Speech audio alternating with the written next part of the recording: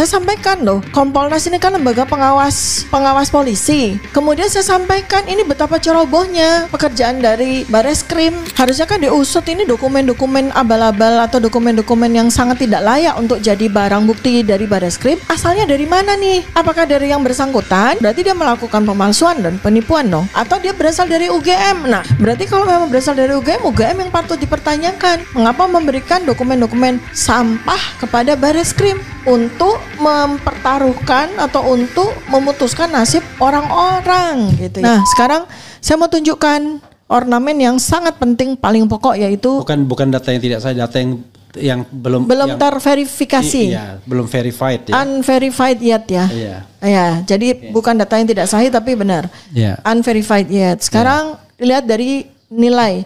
Nilai diketik dengan mesin ketik manual, bukan dengan tulisan tangan. Ya. Dan ini yang otentik dari sebuah transkrip nilai produksi dari UGM. Gak ada namanya UGM itu bikin transkrip dengan tulisan tangan tuh gak ada. Ya, itu. Kemudian nanti kita akan lakukan penilaian terhadap keduanya ya. Yang jelas transkrip nilai asli itu pada tahun 1985 itu ditulis dengan mesin ketik manual. Bukan dengan printer, bukan dengan tulisan tangan, ya. Kemudian lihat kolom yang di halaman kedua itu sudah terisi dengan mata kuliah pilihan yang diambil yang bersangkutan. Yeah. Ya, mata kuliah pilihan diambil. Nah, karena itu sah dia lulus. Karena mata kuliah wajib dia nilainya bagus-bagus ini antara A, B, C ya. Banyak B, banyak A, C-nya dikit. Yeah. Ya, ini dia lulus dengan sangat memuaskan. Di atas 2,75. 2,75 itu IPK yang sangat bagus waktu itu. Yeah. Di zaman dulu Universitas Gadjah Mada itu terkenal sangat pelit ya, memberi nilai. Sangat pelit. Sangat pelit ya, berdarah-darah. Saya jadi dosen ngasihnya cuma nilainya B, A, B, A. Waktu saya kuliah nilai itu bisa A, B, bisa C, bisa D. Dan bertaburan misalnya kita bisa ngulang-ngulang. Ini ya, perhatikan ya kolomnya mata kuliah pilihan terisi penuh ya. Coba Mas perlihatkan yang tadi bedanya ya. Kalau yang tadi yang katanya transkrip nilainya Joko Widodo itu mata kuliah pilihannya kosong, ya. Sekarang kita lihat di bagian paling bawah ya, itu ada 2 tanda tangan yang sudah terisi dan cap ya. Dari tanda tangan yang pertama adalah dekan waktu itu tahun 1985, dekannya Profesor Dr. Insinyur Sunardi ya, Prawiro Hatmojo. Kemudian di sini pembantu dekan 1 bidang akademik ya. Dr. Insinyur Joko Joko Kasmujo. Enggak, Joko Mari siapa ini ya? Dr. Insinyur Joko M ya. Pembantu dekan 1 waktu itu. Oke ya. Nah, jadi Anda bisa lihat sendiri kalau ada kolom yang tidak diisi itu akan dikasih coretan begitu ya. Ya, nih ya, biar nggak ngisi sendiri. Biar tidak mengisi sendiri, itu betapa rapinya ya, betapa perfectnya transkrip nilai yang dikeluarkan oleh UGM ya. Artinya kalau kita lihat kembali kepada transkrip yang dipresentasikan Bareskrim dan dikatakan itu sebagai transkripnya Joko Widodo, di kolom mata kuliah pilihan itu harusnya kalau dia nggak ngisi atau dia nggak memenuhi mata kuliah pilihan harusnya dicoret begitu juga kan, supaya tidak diisi sendiri sama yang bersangkutan. Dan ini di dokumen ini ada legalisirnya ya? Ya, ini ada legalisirnya. Yeah. Nah kemudian kalau di jumlah itu total SKS yang ditempuh oleh seorang sarjana kehutanan UGM itu totalnya 161 SKS. Nah, saya tidak menyampaikan transkrip yang berikutnya yang juga abal-abal, itu nanti di segmen yang lain. Saya mau tunjukin aja kepada teman-teman semuanya. Ini ya perbandingan ya. Kalau kita mau coba komparasi, kita komparasi tahun yang sama atau around gitu ya. Jadi di antara periode waktu itu, saya alhamdulillah dapat di periode 1985 juga. Nah, jadi kan udah susah untuk udah susah untuk dibantah ya. Kemudian sudah susah untuk dibantah dan dibantai. Sudah susah sekali untuk dibantah. Sementara dokumen yang dimiliki, yang dipresentasikan oleh Bareskrim justru bantahable banget gitu. Oke. Ya karena saya aja waktu lihat masa sih transkrip nilai seperti ini gitu. ada orang ketika saya share di X gitu, jangan-jangan itu baru draftnya gitu kan. Nah sekarang pertanyaan saya, kenapa draft yang disampaikan oleh Bareskrim? Sebab itu kan putusan untuk penghentian dari penyelidikan kan. Kalau putusan penyelidikan masa pakai draft gitu kan. Iya. Iya kan, masa pakai draft? Sebab kan gini urutannya ya, orang mahasiswa itu kuliah setiap semester dapat transkrip. Habis itu dia bisa lanjut ke kuliah semester berikutnya. Habis itu setelah selesai semua semester ya, kemudian dia skripsi. Habis itu dia KKN atau KKN dulu baru skripsi lah, whatever ya. KKN dulu baru skripsi misalnya begitu, atau skripsi dulu baru KKN, baru dia wisuda, dapat ijazah. Nah, di antara sequence ini kan semua harus terpenuhi. Artinya dia itu ketika dia mau KKN lah atau mau skripsi lah, semua nilai-nilai itu sudah masuk ke pembentuk dekan 1 bidang akademik, udah masuk. Dosen-dosennya udah lapor sehingga transkripnya itu udah jadi. Nah, disitulah letak draft kalau memang ada draft. Tapi draft itu tidak diberikan kepada kita, draft itu dimiliki oleh fakultas. Iya, kita nggak mungkin pakai draft kita. Dan kita nggak mungkin pakai draft. Karena setiap kita minta transkrip nilai, pasti yang asli dikasih. Pasti yang asli, ada tanda tangannya pembantu dekan 1 dan ada tanda tangan dekan dan ada cap warnanya merah supaya Jadi tidak dipalsukan. Dulu saya pernah minta transkrip nilai yang belum lengkap nilainya. Kalau nggak salah belum ada nilai skripsinya gitu ya, atau nilai KKN atau lupa saya nilai skripsi. Tetapi pada waktu itu kita punya kebutuhan untuk melamar. Tetap aja dikasih tapi nilai itu belum ada. Ya. Tetapi tetap resmi ininya. Tapi nggak mungkin nilainya itu nggak ada mata kuliah pilihannya. Paling ujungnya kan karena nilai skripsi itu belum masuk sementara kita mau melamar pekerjaan. Itu waktu ditranskrip nilai skripsinya, ujian skripsinya belum ada. Dan pasti ada penjelasannya di surat. Tapi kalau seseorang mau menyatakan dia lulus, lalu dia mata kuliah pilihan nggak ada satupun yang diambil. Terus transkripnya itu tidak ada tanda tangan dekan, tidak ada tanda pembantu dekan 1, tidak ada cap, itu artinya ilegal. Abal-abal atau zong dan tidak pantas dijadikan alat bukti. Dan sangat tidak patut kan? Sangat tidak. Karena itu kan berarti berkemungkinan juga apakah itu palsu? Ini bukan hanya data sekunder, tapi tersier. Yang dibawa di Tipidem itu data tersier. Data tersier, aduh, masa kualitasnya seperti itu? Ini baru satu loh ya, di antara 33 dokumen yang lain loh. Jadi ini baru satu, ini kita kupas satu transkrip supaya tahu semuanya. Tidak ada orang bisa lulus sarjana kalau dia nggak punya transkrip nilai yang lengkap. Ya, seperti yang tadi Bang Levi sampaikan, saya belum skripsi, saya minta transkrip. Oke, nggak ada masalah. Tapi itu bukan transkrip nilai untuk bisa jadi sarjana, untuk bisa wisuda. Karena untuk bisa wisuda itu kita harus punya nilai KKN, harus punya nilai skripsi. Dan nilai mata kuliah wajib itu udah selesai, ditulis oleh intinya kalau mau dijadikan alat bukti ya nilai transkrip yang lengkap. Iya kan harusnya begitu namanya alat bukti gitu ya. Dan ini juga kemarin salah satu juga yang keberatan saya yang saya sampaikan di Kompolnas. Saya sampaikan loh, Kompolnas ini kan lembaga pengawas polisi ya. Kemudian saya sampaikan ini betapa cerobohnya pekerjaan dari Bareskrim. Lalu komentar Kompolnas apa? Oh iya kami terima, malah terkejut-kejut begitu melihat terkejut benar atau pura-pura terkejut? Nggak tahu. Soalnya selama ini Kompolnas suka pura-pura terkejut ya. Iya aja gitu.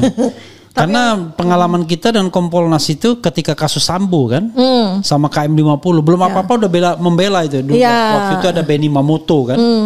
Wah belum apa-apa dia udah bela, udah bener katanya prosedur dan lain sebagainya. Ternyata KM 50 memang masih misteri sekarang, tapi Sambo kan terbukti bahwa ada kebohongan yang besar yang ditutupi kan. Gitu. Ya ini kan sekarang harusnya kan diusut ini dokumen-dokumen abal-abal atau dokumen-dokumen yang sangat tidak layak untuk jadi barang bukti dari Bareskrim.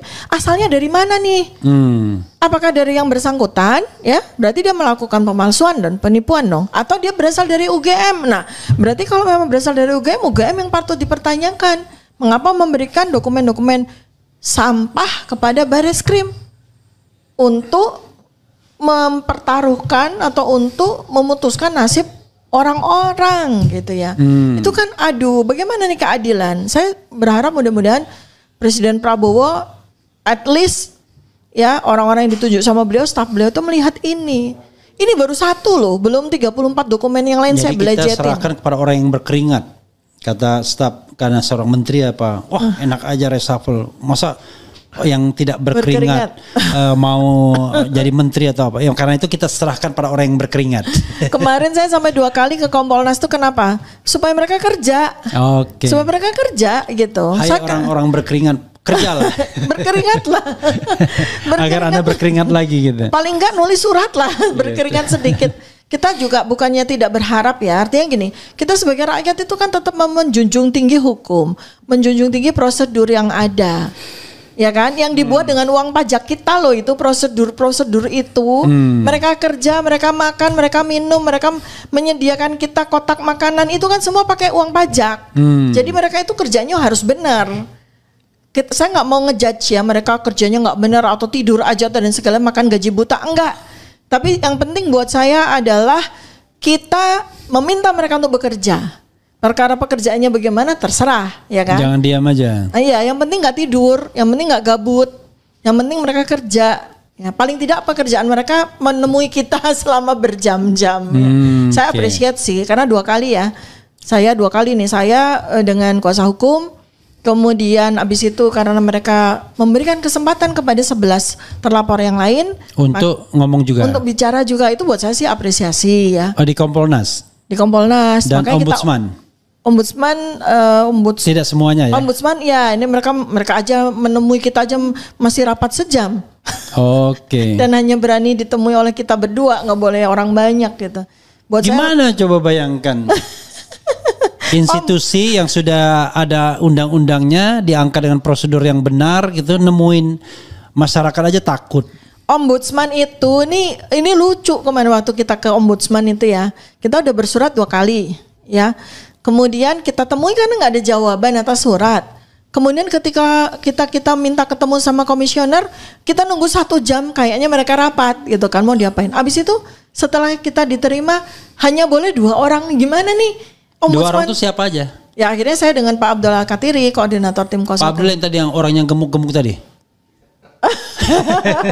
Yang baru saja saya podcast tadi. Akhirnya berdua terus kayak gimana ya, saya dalam hati saya tuh, ini gimana sih ombudsman ini tuh posisi ada di mana? Posisi tuh dia matanya mengawasi pejabat, mengawasi lembaga, tapi punggungnya bersama kita, kan begitu. Ini kan enggak, malah kebalik. Iya. Ini komisi-komisi ini tuh dibayar sama uang rakyat, ya. Mata mereka itu harus memandang tajam kepada pemerintah, kepada lembaga-lembaga publik, yang dibayari APBN dan APBD, ya. Punggungnya bersama dengan rakyat. Ini kan kebalik-balik. Maka saya senang ketemu dengan mereka supaya mereka tahu bahwa punggung mereka itu harusnya bersama dengan kita. Bukannya punggung mereka mata mereka menatap tajam kepada rakyat gitu. Paling enggak kan kita kerjain lah gitu supaya mereka bekerja. Terus habis itu yang 2 udah beres ya teman-teman semuanya ya, sahabat RH sekalian dimanapun Anda berada, sahabat Dr. Tifa, channel Dr. Tifa di RTF channel sekalian ya. Boleh, promosi, santai. Iya dong. Saudara-saudara sebangsa dan setanah air. Kenapa nggak Dr. Tifa aja namanya? Di RTF ada Dr. Tifa, ada sendiri yang khusus kesehatan. Oh. Yang di RTF yang khusus perjuangan. Ini kan sekarang kita lagi perang Badar ya, bukan perang Uhud. Banyak berdarah itu. Perang Badar itu menang, insya Allah. Karena yang sedang kita usung adalah kebenarannya Allah. Kita ini cuma menjadi alatnya aja. Kita udah dipilih jadi alatnya, ya sudah kita bekerja. Kita berjuang. Nah, saya udah siapin tembang. Apa? Tembang perang Badar. Oke, mau dinyanyikan? Mau. Oke, silakan tembangnya. Tembangnya gini ya, sebelum saya sambil cari-cari tembangnya tadi di jalanan saya bikin. Karena tembang ini sebenarnya tembang favorit saya. Tapi saya ubah karena itu sebenarnya tembangnya sangat menyedihkan gitu ya. Okay. Sedikit ya saya cerita tentang tembang ini. Tembang ini tuh menceritakan tentang Kumbakarna. Kumbakarna itu adiknya Rahwana ya. Yeah. Istrinya namanya Anjasmara. Dia itu sebagai tentara prajurit terakhir yang diperintahkan Rahwana untuk menghadap Rama ya. Dia orangnya sangat mulia. Okay. Tapi sayangnya kakaknya Rahwana gitu. Yeah, yeah. Makanya dia tuh bertapa dengan makan dan tidur, makan tidur. Raksasa gede sekali. Tapi itu kan hatinya sangat mulia. Maka dia kerjanya makan tidur. Itu tapannya dia kan, sama dia adalah makan dan tidur gitu. Intinya Rahwana ketika kepepet minta bantuan dia. Terakhir minta bantuan sama Kumbakarna. Nah, Kumbakarna itu selama ini mengelak karena dia tahu Rahwana itu perang melawan kebenaran begitu kan ya. Dan sekarang kali ini dia mau maju karena yang diancam adalah tanah airnya, negaranya yang akan terancam. Dia tidak mau maju perang untuk kakaknya, ya hanya bela-belain perempuan kan gitu ya, rebutan perempuan. Dia mau maju karena Rama akan berperang untuk negaranya kan, maksudnya gitu. Jadi dia mau maju, tapi dia tahu bahwa kalau dia mau maju dia mati. Nah karena itu maka dia pamitan sama istrinya. Tapi tembang itu sangat menyedihkan gitu. Saya sejak SD itu suka sekali dengan tembang itu, nggak tahu kenapa. Dokternya bukannya orang Manado, bukan ya? Manado, Makassar, Medan. Saya pikir orang Manado, Makassar, Medan. Ada tembang-tembang segala. Tapi ada ibunda saya orang Jawa, jadi tembang-tembang itu buat saya sangat menyentuh hati. Itu lagu pamit perang, tapi Kumbakarna kan tahu ya bahwa dia mati kan gitu. Terus kemudian kalau Anda teman-teman tahu epiknya Ramayana tuh di waktu Kumbakarna sedang maju perang tuh sangat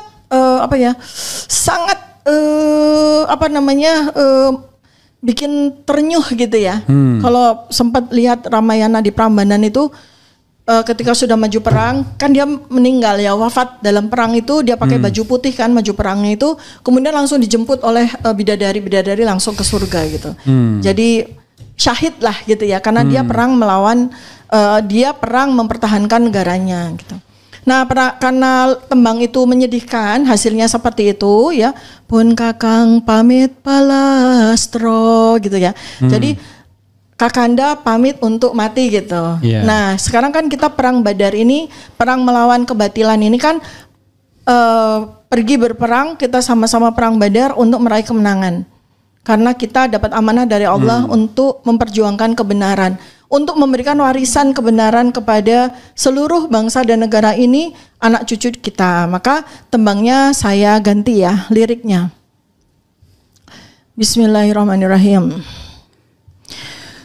Sanak sedulur kinasih, Mas mirahku lakawarta, dasih mutan burung mulya, aning kutha Jayakarta, tanding bela kaluhuran. Karya mukti wong ayu, ngluruk mreh kamardikan. Sinaring surya sumunar, kamulyan kebak samudra, sakehing bumi nyekseni. Tandang tandu ing satriya, dasih mutan wurung jaya, kembang wangi tumrap bangsa, jenengmu langgeng sejarah. Artinya sudah tak pikir udah dua. Jenengmu langgeng sejarah, saya tahu itu artinya. Sanak saudara terkasih, Mas Mirah mencari kabar perjuangan. Pengabdianmu pasti mulia. Di kota Jakarta bertempur membela keluhuran. Hati bening bertekad baja, karya agung sang putri ayu, maju demi kemerdekaan. Sinar mentari bersinar, Mas Mirah pulang bahagia. Kemuliaan seluas samudra, seluruh bumi menyaksikan tindak tanduk satria. Pengabdianmu pasti berjaya, kembang wangi bagi bangsa. Namamu abadi dalam sejarah. Itu Mas Mirah itu siapa? Mas Mirah itu kayak kita ini adalah aset bangsa yang sangat berharga. Coba kirimkan ke saya biar saya bacakan lagi dengan bahasa cowok. Bahasa cowok, sama artinya juga. Sama. Enggak, ini aja artinya doang. Oh, artinya doang. Perempuan anunya nggak iso saya. Pertama suaranya nggak jelas, jelek. Bagus kata di tembangnya. Tembangnya sambil. Ini aja yang Mas Miranya yang artinya aja. Artine gitu ya. Teman-teman tahu kan ya, kita ini ber-12 atau nggak tahu berapa banyak lagi sedang berjuang. Mohon doanya ya teman-teman, mohon dukungannya. Kita bukan berjuang untuk diri kita sendiri, kita berjuang untuk bangsa ini, untuk keharuman bangsa ini. Kita berjuang untuk membela kebenaran. Kebenaran yang selama 10 tahun ini terkubur dan menghasilkan korban 2 orang pemenjaraan kriminalisasi, yaitu Bambang Tri dan Gus Nur. Mudah-mudahan mereka berdua pada tahun ini ulang tahun mendapatkan amnesti, insya Allah, amin. Saya sudah mendengar Gus Nur sudah mendapat amnesti, alhamdulillah. Amnesti. Amnesti. Bukan amenity. Amnesti. Dan kita menunggu kabar bahagia, mudah-mudahan Presiden Prabowo Subianto juga memberikan amnesti kepada Pak Bambang Tri. Insya Allah, amin. Sebenarnya tidak hanya amnesti yang mereka butuhkan, tapi juga rehabilitasi. Rehabilitasi. Ya. Karena mereka dikriminalisasi. Betul, gitu. mereka dikriminalisasi. Gak abolisi ya, rehabilitasi ya. Kan sudah selesai kan mereka dihukumnya kan, prosesnya sudah selesai. Saya bacakan sebelum kita sholat Jumat pergi ya dari sini. Sanak saudara terkasih, Mas Mira mencari kabar perjuangan. Pengabdianmu pasti mulia. Di kota Jayakarta bertempur membela keluhuran. Hati bening bertekad baja, karya agung sang putri ayu, maju demi kemerdekaan. Mulih bawah sinar mentari. Sinar mentari bersinar, Mas Mira pulang bahagia. Kemuliaan seluas samudra, seluruh bumi menyaksikan. Tindak tanduk kesatria, pengabdianmu pasti berjaya. Kembang wangi bagi bangsa, namamu abadi dalam sejarah. Karya Dr. Tiva. Amin, amin. Tadi ada Putri Ayu. Tapi kok nggak ada tepuk tangannya? Tepuk tangan dong. Kita nggak tahu penggalanya di mana.